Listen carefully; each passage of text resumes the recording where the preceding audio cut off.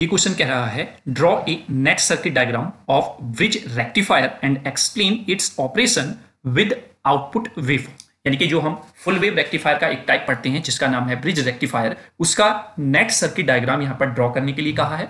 फिर उसके ऑपरेशन को step by step with the help of wave form explain करने के लिए भी यहां पर कहा गया है।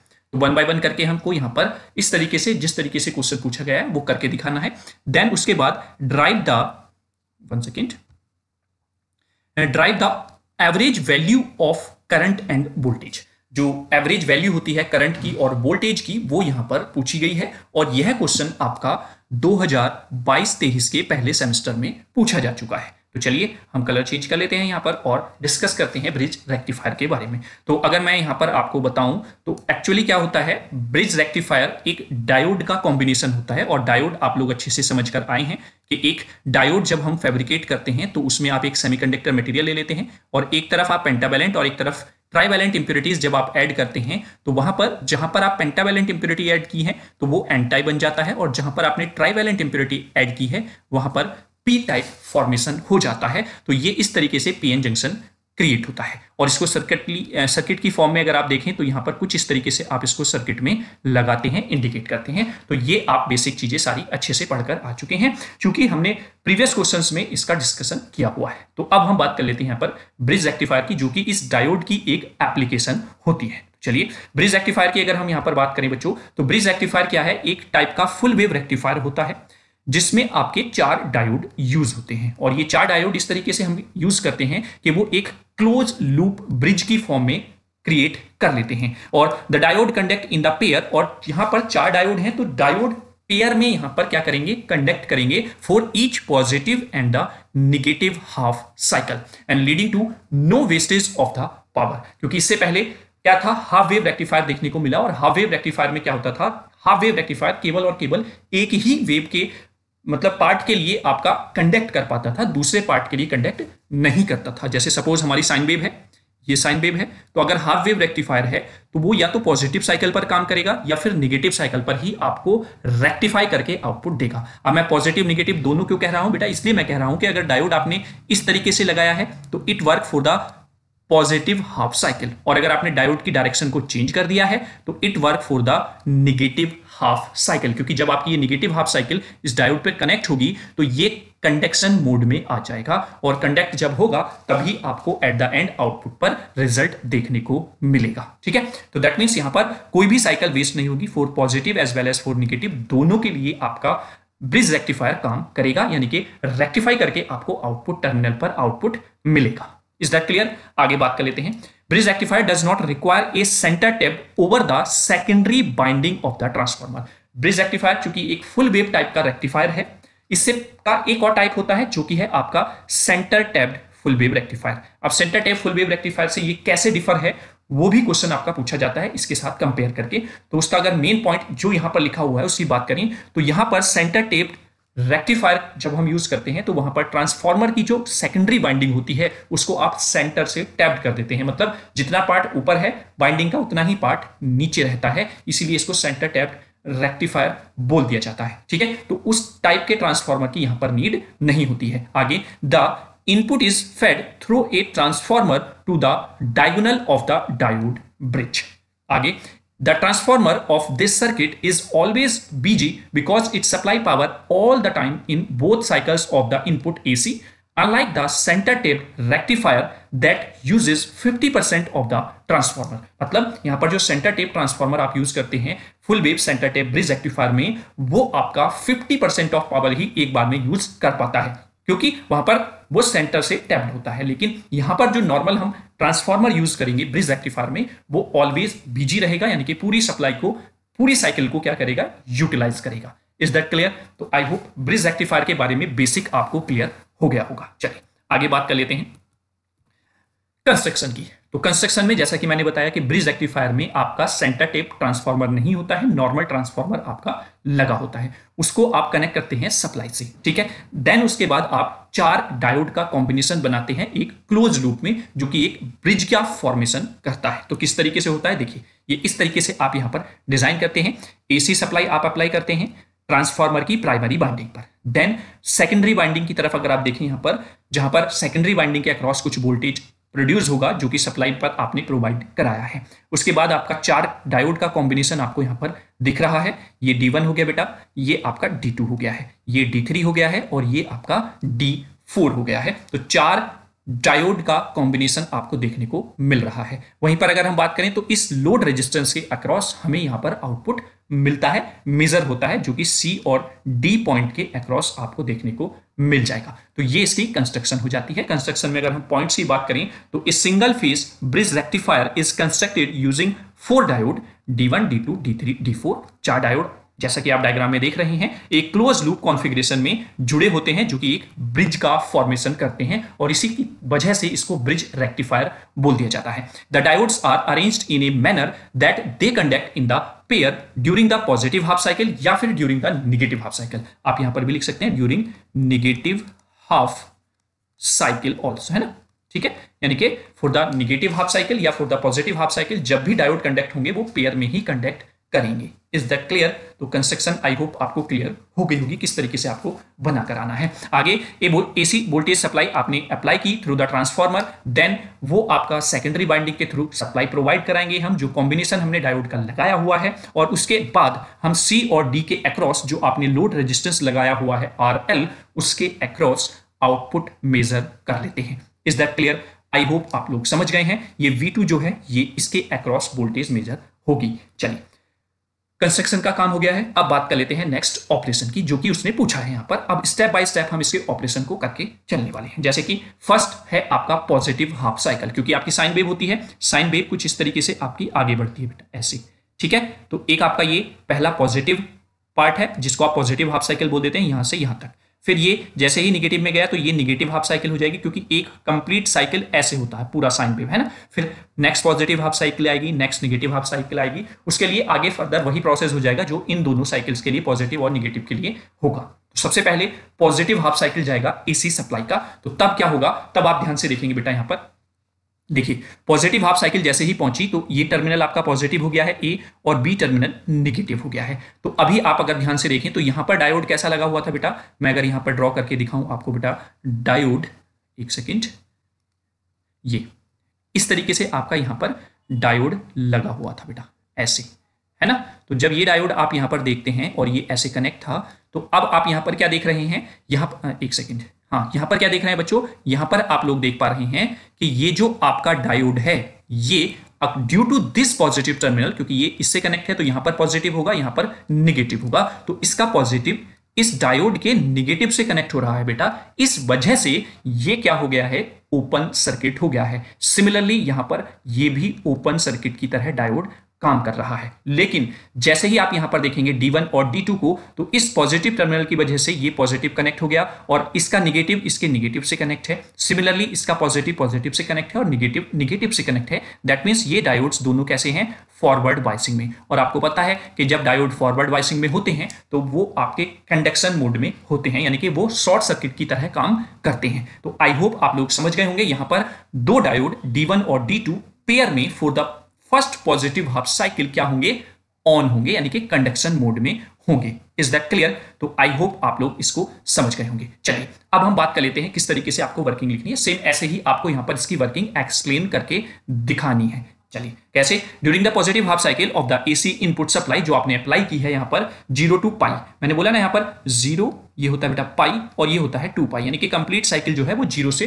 2 पाई तक होती है। लेकिन हम बात कर रहे हैं हाफ की, तो इसलिए हम 0 से पाई की बात करेंगे। The polarity of the secondary voltage across the terminal A is positive, जैसा कि आप यहां पर देख रहे हैं ये बेटा पॉजिटिव हो गया है, with respect to the terminal B जो कि आपका नेगेटिव है, ठीक है। और इसी वजह से आपके डायोड फॉरवर्ड और रिवर्स बायसिंग में होते हैं। तो डायोड D1 और D2 जो है वो आपके फॉरवर्ड बायसिंग में हो जाते हैं और D3 D4 जो है वो रिवर्स बायस में हो जाते हैं। और जैसे ही फॉरवर्ड बायस में आपके D1 D2 होंगे तो वो कंडक्शन मोड में आ जाएंगे, यानी कि शॉर्ट सर्किट की तरह काम करेंगे। और डायोड D3 और D4 क्योंकि रिवर्स बायसिंग में है तो वो आपके ओपन सर्किट की तरह यहां पर काम करने वाले हैं। दैट मींस वहां पर आपको ओपन सर्किट देखने को मिल जाएगा, कनेक्शन कट हो जाएगा और फिर आप लोड के अक्रॉस ड्यू टू D1 और D2 यहां पर आउटपुट मेजर कर लेंगे, ठीक है। तो आई होप आप लोग समझ गए कि for the positive half cycle किस तरीके से आपका ऑपरेशन रहने वाला है। उसने पूछा है सीधा लिख के कि आप विद द हेल्प ऑफ जो डायग्राम है उसकी हेल्प से ऑपरेशन यानी कि उसका वर्किंग एक्सप्लेन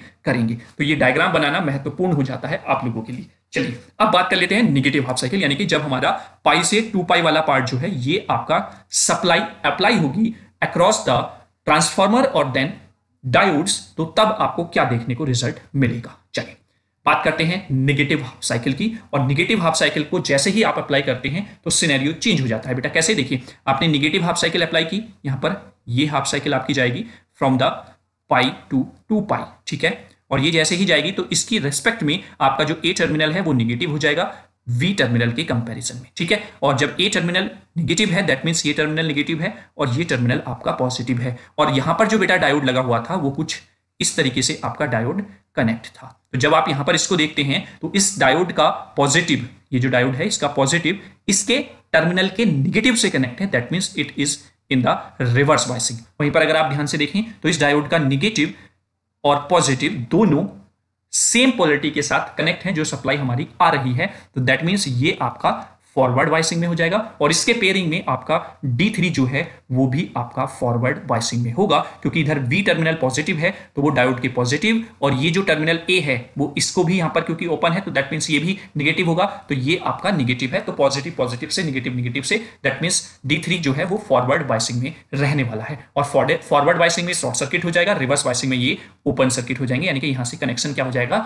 ब्रेक हो जाएगा। Is that clear? तो यही प्रोसेस आपको लिखना है जैसे हमने last for the positive half cycle लिखा है, ठीक है। आई होप यहां तक आपको क्लियर होगा। चलिए अब देख लेते हैं for the negative half cycle input supply जो आपने दी है एसी पाई टू 2 पाई, जो यहां पर आपको मैंने बताया कि जो नेगेटिव हाफ साइकिल है वो पाई से 2 पाई के बीच में है, तो पोलैरिटी जो है सेकेंडरी वाइंडिंग में वो बी टर्मिनल पॉजिटिव हो जाता है respect to the A terminal जो कि नेगेटिव है। अब वर्किंग की बात करते हैं यहां पर, तो D1 और D2 जो है वो बिहेव करेंगे एज ए ओपन सर्किट, और D3 एंड D4 डायोड जो है वो बिहेव करेंगे एज ए शॉर्ट सर्किट, क्योंकि वो किसमें है, फॉरवर्ड बायसिंग में है, और ये दोनों आपके रिवर्स बायसिंग में हो जाते हैं। तो फिर आप due to the D3 and D4 across the load resistor output measure कर लेंगे और वहां पर आपको आउटपुट देखने को मिल जाएगा।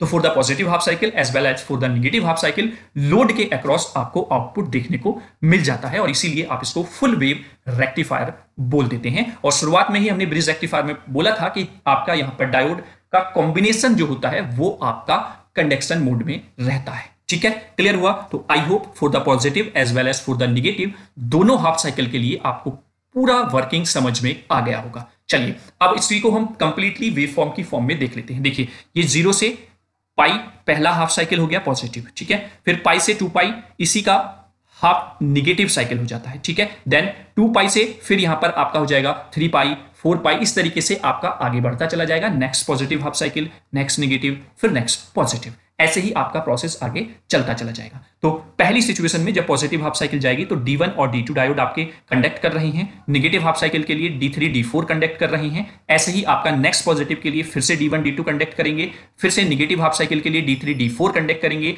एज वेल एज फिर पॉजिटिव साइकिल आएगी आपकी थर्ड, तो उसमें भी आपका D1 D2 कंडक्ट करते रहेंगे, और रिजल्ट आपको देखने को मिल जाएगा अक्रॉस द लोड रेजिस्टेंस। और आपका यहां पर इस तरीके से आउटपुट वेवफॉर्म देखने को मिल जाएगी, जो कि एक फुल वेव रेक्टिफायर को इंडिकेट करती है। क्यों? क्योंकि यहां पर for the positive as well as for the negative दोनों के लिए आउटपुट देखने को मिल रहा है across the load resistor. Is that clear? I hope आप लोग with the help of waveform समझ गए होंगे। और अच्छे से अगर हम इसको समझें, जब हम, क्योंकि हम रेक्टिफायर की बात कर रहे हैं, रेक्टिफायर का काम क्या होता है, अगर मैं रेक्टिफायर का वर्क बोलूं तो एसी को डीसी में कन्वर्ट करने का काम होता है, लेकिन वो कब कंप्लीट होता है, जब आप उसमें आगे फिल्टर भी लगा देते हैं। फिल्टर क्या करता है, जैसे आपने चाय बनाई, चाय पीने के लिए तब होगी जब आप उसको छन्नी की हेल्प से फिल्टर कर लेंगे, यानी कि जो आपको चाहिए वो आपने छन्नी की मदद से अलग कर लिया है और वेस्ट जो था उसको हटा दिया है। तो वही काम आपका यहां पर कैपेसिटर करता है, जो कि एक आपको डीसी आउटपुट देता है। लेकिन चूंकि हम बात कर रहे हैं केवल और केवल रेक्टिफायर की, यानी कि ब्रिज रेक्टिफायर की, तो उसका काम होता है केवल और केवल यहां तक। लेकिन अगर वो बोल दे विद द फिल्टर आपको एक्सप्लेन करना है, तो इस तरीके से आप यहां पर एक कैपेसिटर लगाकर और फिर लोड के अक्रॉस आउटपुट लेंगे, तो कुछ इस तरीके का रिजल्टेंट आउटपुट आपको देखने को मिल जाता है, ठीक है। तो आई होप पूरा वर्किंग आप समझ गए होंगे। चलिए अब बात कर लेते हैं इसके नेक्स्ट पोर्शन की। नेक्स्ट पोर्शन में जो उसने कहा है कि एवरेज जो वोल्टेज है या एवरेज जो करंट है वो आपको यहां पर फाइंड आउट करके दिखाना है। ठीक है, चलिए तो यहां पर हम फाइंड आउट कर लेते हैं। तो मैं लिख लेता हूं यहां पर heading DC average load voltage और लोड करंट कैसे आपको फाइंड आउट करनी है। तो यहां पर लिख लेते हैं डीसी एवरेज, सबसे पहले हम निकालेंगे लोड करंट। ठीक है, यानी कि थ्योरी वाला पार्ट जो था एक्सप्लेन करने का वो आपका हो गया है इस क्वेश्चन का। अब जो सेकंड पार्ट में उसने एवरेज करंट और एवरेज वोल्टेज फाइंड आउट करने के लिए कहा था वो हम यहां पर फाइंड आउट करेंगे, स्टेप बाय स्टेप हम यहां पर कर लेंगे। तो सबसे पहले हम एक साइन वेव यहां पर ड्रॉ कर लेते हैं बेटा, जो हमारा इनपुट पर अप्लाई हुआ है। उसी के अकॉर्डिंग फिर हम यहां पर बेटा अप्लाई करेंगे आपका आउटपुट जो हमें मिला है। ठीक है, ये आपका हो गया 0 से पाई, पाई से 2 पाई, 2 पाई से 3 पाई। ठीक है, 3 साइकिल या मतलब 2 कंप्लीट साइकिल बना लीजिए। चलिए 4 आपका ये हो जाएंगे। ठीक है, वहीं पर अगर हम इसके आउटपुट की बात करते हैं, जो अभी मैंने आपको यहाँ पर आउटपुट दिखाया है बच्चों, तो वो कुछ इस तरीके से आपको मिलता है। चलिए हम इसकी हेल्प ले लेते हैं यहाँ पर बेटा। ये हम यहाँ पर इस तरीके से ड्रॉ कर लेंगे, एक आइडिया हम लोगों को यहाँ पर बेटा लग जाएगा। ठीक है, चलिए इस तरीके से आपका ये आउटपुट मिलेगा for the positive as well as for the negative. तो जब आप यहाँ पर देखेंगे तो यहाँ पर आपको आउटपुट मिलेगा कुछ इस तरीके से। ठीक है बच्चों, देन फिर आपको आउटपुट मिलेगा कुछ इस तरीके से, देन आउटपुट मिलेगा कुछ इस तरीके से, और फिर आउटपुट मिलेगा कुछ इस तरीके से। तो ये आपको देखने को मिल जाएगा। क्लियर है? चलिए अब देखिए ये गायब हो गया, तो हम इसी की हेल्प से यहाँ पर ड्रॉ कर लेते हैं बेटा। ये आपका हो गया फर्स्ट पॉजिटिव, निगेटिव, फिर पॉजिटिव और फिर निगेटिव ये। ठीक है, देन आपका ये आपको आउटपुट मिलेगा, फिर आपका ये आउटपुट मिलेगा for the negative half cycle, next positive half cycle और नेक्स्ट निगेटिव हाफ साइकिल। तो ये आपका आउटपुट यहाँ पर देखने को मिल जाता है। ठीक है, मैं यहाँ पर लिख देता हूँ ये मैक्सिमम वोल्टेज जो है वो आपका हम मान लेते हैं Vm है। ठीक है, क्योंकि हमें लोड के अक्रॉस वोल्टेज ही यहाँ पर फाइंड आउट करना है। ठीक है, ये 0 से पाई है, पाई से फिर 2 पाई है बेटा, 2 पाई से बेटा 3 पाई है, और 3 पाई से आपका 4 पाई है। ऐसे ही आप यहाँ पर नोट आउट कर लेंगे। यहाँ पर हो जाएगा बेटा 0, 0 से आपका हो जाएगा ये पाई, पाई से हो जाएगा बेटा 2 पाई, 2 पाई से हो जाएगा 3 पाई, 3 पाई से हो जाएगा आपका 4 पाई। ठीक है, तो ये आपने जो आउटपुट थी इनपुट के अक्रॉस वेवफॉर्म वो आपने यहां पर ड्रॉ कर ली है। ठीक है, ये आपने जो सप्लाई दी थी वो आपने यहां पर लिख दिया है, और उसकी भी मैक्सिमम वैल्यू जो थी वो Vm थी। ठीक है, और यहां पर आपका ये V आउट यानी कि आउटपुट वोल्टेज आपका रहने वाला है। ठीक है, तो सबसे पहले हम यहां पर बात करेंगे IDC की। चलिए मैं यहां पर कलर चेंज कर लेता हूं, क्योंकि हम करंट यहां पर फाइंड आउट कर रहे हैं बेटा, तो हम लिखेंगे IDC, और इसी को आप बोल देते हैं I एवरेज करंट, है ना। ठीक है, जो उसने पूछा है वो क्या होता है बेटा, वो होता है एरिया अंडर, क्या होता है, area under one cycle of the curve, यानी कि एक साइकिल के कर्व के अंदर कितना एरिया है डिवाइडेड बाय बेस। ठीक है, अब इसको समझेंगे कैसे, देखिए अगर मैं यहां पर कैलकुलेट करता हूं IDC, जिसको हम I एवरेज भी बोल रहे हैं, इज इक्वल टू क्या होगा बेटा, देखो एक साइकिल की अगर मैं बात करता हूं तो 0 से 2 पाई तक साइकिल जा रही है, तो आप लिखेंगे यहां पर लिमिट इंटीग्रेशन की 0 से 2 पाई, जब एरिया आप फाइंड आउट कर रहे हैं यहां पर साइकिल का, current I into d theta, हमने थीटा के अक्रॉस मान लिया डिवाइडेड बाई। ठीक है, और बेस पर कितना है, क्योंकि हम 0 से 1 साइकिल की बात कर रहे हैं, तो 0 से 2 पाई यानी कि बेस हो गया आपका 2 पाई। Is that clear? चलिए, क्योंकि 2 पाई जो है वो कांस्टेंट है, तो 1/2 पाई आपका होने वाला है, और आप इसको इस तरीके से लिख लेंगे 0 से 2 पाई और I into d theta. Is that clear? I hope यहां तक कोई प्रॉब्लम आपको नहीं होगी। चलिए अब हम फर्दर आगे बात करते हैं। यहां पर देखिए, क्योंकि बेटा यहां पर बात हो रही है आपकी for the positive as well as for the negative, दोनों हाफ साइकिल के लिए, है ना। और करंट को अगर हम देखें यहां पर, क्योंकि हमने साइन वेव माना है, तो करंट क्या होगी, I equals to Im sine theta. ठीक है, ये into d theta. Is that clear? ये आपकी I की वैल्यू यहां पर रहने वाली है। ठीक है, चलिए अब हम इसको थोड़ा सा सॉल्व आउट करते हैं। सॉल्व आउट कैसे करेंगे वो हम यहां पर देख लेते हैं। देखिए सबसे पहले तो हम बात करते हैं कि ये आपका 2 साइकिल इसमें कवर है, एक हाफ साइकिल पॉजिटिव और एक हाफ साइकिल निगेटिव, यानी कि 0 से पाई, यानी कि हाफ पार्ट में आप इसको डिवाइड कर सकते हैं। तो you can write I average और IDC इज इक्वल टू 1/2 पाई, और चूंकि 2 साइकिल में सेम कंडीशन आपको मिलती है, तो 2 इंटू आप इसको ऐसे भी लिख सकते हैं 0 से पाई I इंटू डी थीटा। ऐसे भी आप इसको मेंशन कर सकते हैं। इस सिचुएशन में 2 से 2 कैंसिल आउट हो जाएगा, देन यू गेट 1/पाई और आपका लिमिट हो जाएगी 0 से पाई।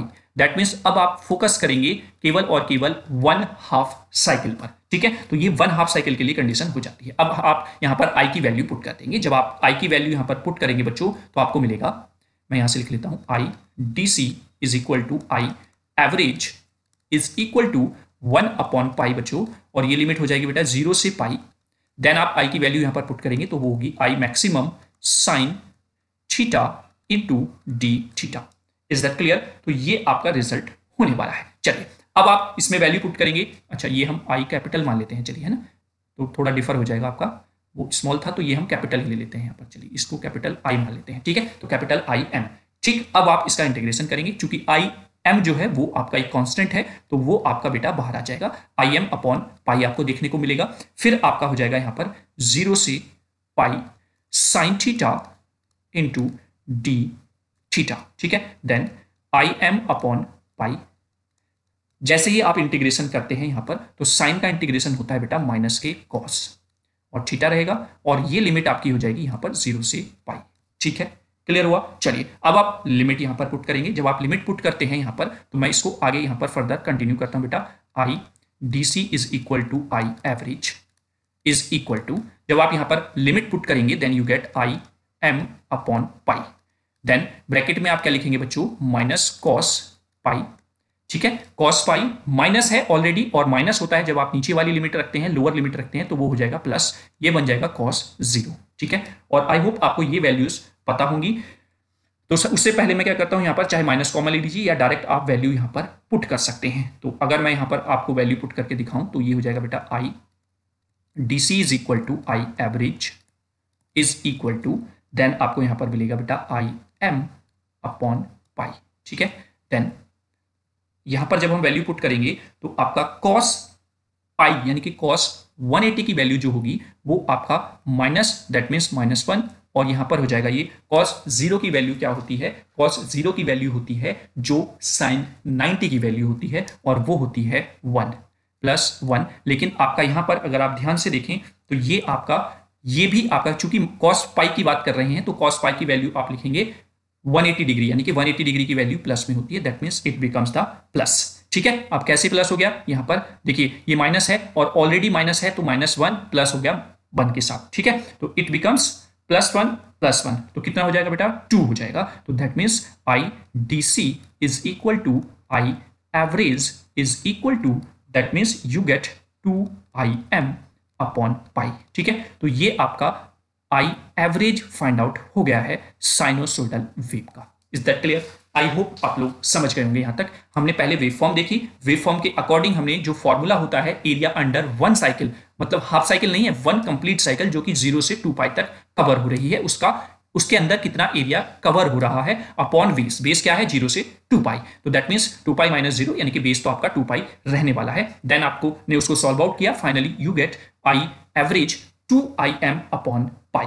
Is that clear? अब हम अगर इसी की बात करें वोल्टेज की, तो आप किस तरीके से यहां पर फाइंड आउट करेंगे। हमें पता है V इक्वल्स टू क्या होता है बच्चों, IR होता है, ठीक है। तो आप V आउट यहां पर फाइंड आउट कर रहे हैं, और वो भी एवरेज, तो VDC is equal to V average ही आप यहां पर बोलेंगे, और वो किसके इक्वल होगा बेटा, IDC across the load register, यानी कि डीसी करंट जितनी भी लोड रजिस्टर के अक्रॉस जा रही है, वही आपको VDC या V एवरेज प्रोवाइड करा सकती है। तो चलिए आप वैल्यू पुट कर दीजिए यहां पर। तो IDC की वैल्यू अभी हमने निकाली बेटा, 2IM अपॉन कितना बेटा, pi into RL। Is that clear?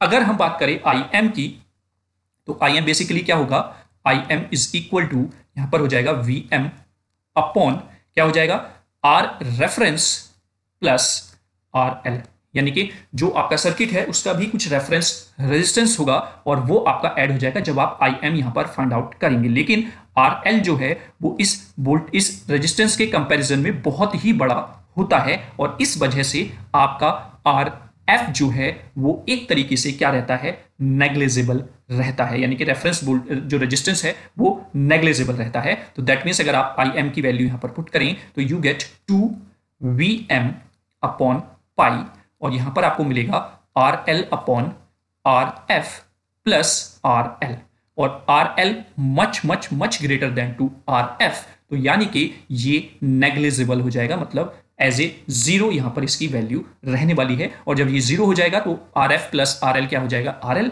और आर एल से आर एल कैंसिल आउट हो जाएगा। Then you get V D C या फिर V average is equal to क्या हो जाएगा, 2bm अपॉन पाई। तो ये आपका for the 1/2 cycle V D C या वी एवरेज जिसको आप कह सकते हैं, वो आपने फाइंड आउट करके दिखा दिया है। तो दोनों चीजें जो आपसे पूछी गई थी, एवरेज करंट और एवरेज वोल्टेज, वो आपने फाइंड आउट कर लिया है। इस तरीके से ये क्वेश्चन यहां पर आपका कंप्लीट हो जाता है। तो सबसे पहले आप average load current find out करेंगे, देन उसके बाद एवरेज लोड वोल्टेज आप फाइंड आउट कर ले जाएंगे। ठीक है, क्लियर हुआ? तो आई होप आप इस डेरिवेशन वाले पार्ट को भी आसानी से कर लेंगे। ठीक है, तो ये क्वेश्चन आपका यहीं पर खत्म होता है। मुझे उम्मीद है कि आपने थ्योरेटिकल प्लस इस डेरिवेटिव पार्ट को बहुत अच्छे से समझ लिया होगा, और एग्जाम में अगर आपसे ये क्वेश्चन पूछा जाता है तो आपको कोई भी प्रॉब्लम नहीं होने वाली है इस क्वेश्चन को करने में। ठीक है, तो